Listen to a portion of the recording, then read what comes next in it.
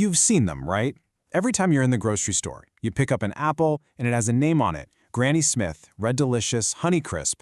But have you ever really stopped to think about what those names actually mean? It's way more than just a brand name. It's a specific, scientific category that tells this really cool story about our relationship with plants.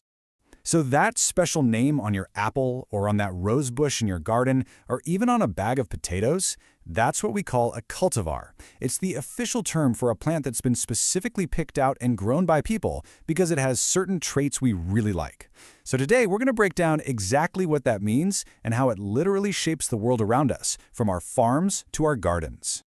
All right, here's our game plan. First up, we'll nail down the core definition. Then we'll do a little time traveling to see where the name itself came from. After that, we'll get into why cultivars are so incredibly important, how they're actually made, and finally, we'll check out the official rules for how they're named. It's everything you need to know. Okay, first things first. What is it that actually makes a plant a cultivar? Let's get right to the heart of it. So that sounds a little formal, right? Let's break it down. A cultivar isn't just one plant. It's a whole group that's been selected for a specific reason, like the perfect tartness of an apple. And for it to be official, it has to be three things. It has to be distinct, meaning it's different from other plants. It has to be uniform, so all the plants in the group are basically the same. And it has to be stable, which means it keeps those special traits when you make more of them. When you boil it all down, a cultivar exists because of human intention.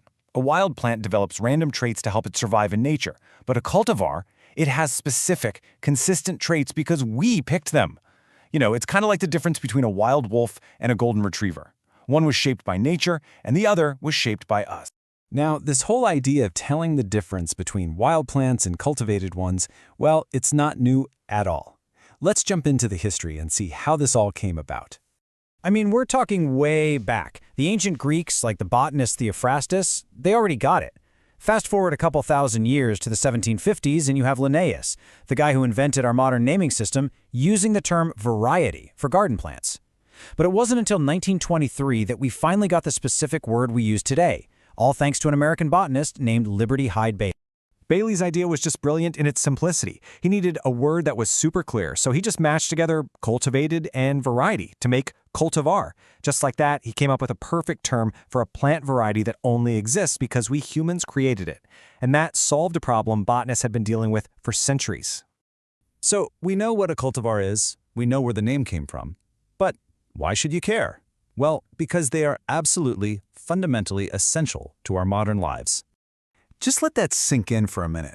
Almost every single thing you eat that comes from a plant, the wheat in your bread, the corn you eat, the lettuce in your salad, yep, it's a cultivar. Our entire global food supply is almost completely dependent on these human-selected plants. And the reasons we do it are all over the map.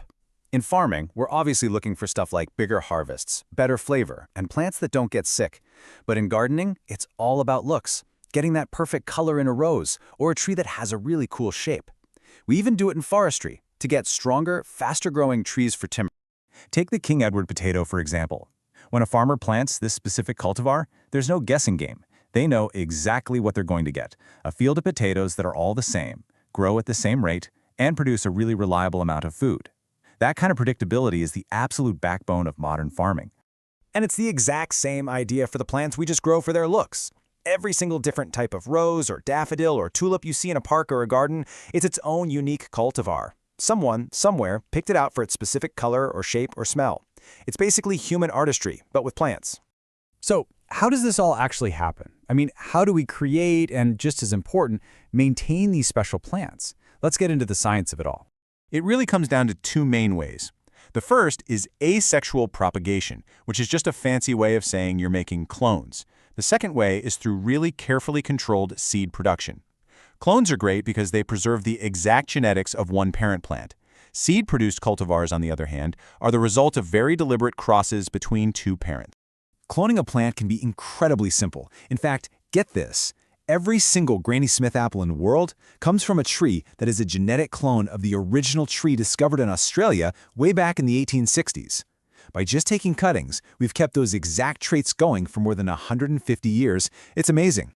Now, with thousands and thousands of these cultivars out there, you can imagine things could get pretty messy. So to prevent total chaos, botanists and gardeners created a global system for how to name them. The rules are all laid out in an international code. You start with a scientific name in italics. So for an apple, that's Malus, then you add the specific cultivar name, or epithet, capitalized and in single quotes but not in italics. So the proper way to write it is Malus Granny Smith. And you see a few common mistakes all the time. Using double quotes is wrong, and using CV dot before the name is an old-fashioned thing that's not really done anymore. Those single quotes are the key. They're the signal that tells you you're looking at an official cultivar name. And just to make things a little more interesting, there's often a difference between the official cultivar name and a marketing name. A plant breeder might register a new rose with the official name Pao Max, but then they'll sell it to the public under a much catchier trademark name like Fascination. One name is for science, the other is for selling. You can even get legal protection for a brand new cultivar you create.